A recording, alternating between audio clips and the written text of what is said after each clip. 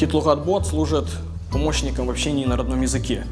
Он не требует места на телефоне, трафика для скачивания, времени для установки.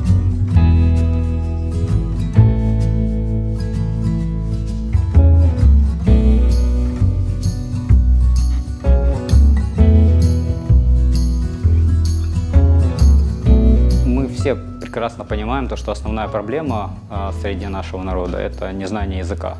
Для того, чтобы его знать, нужно на нем разговаривать. Для того, чтобы на нем разговаривать, нужно, те, кто, например, не знает, нужны инструменты, которые будут помогать это делать. Мы использовали эти инструменты для того, чтобы молодежь общалась на родном языке. И если каких-то слов не знают, наш бот позволяет им, он подсказывает им, как можно будет перевести с русского на крымско-татарский или с крымско-татарского на русский язык слова.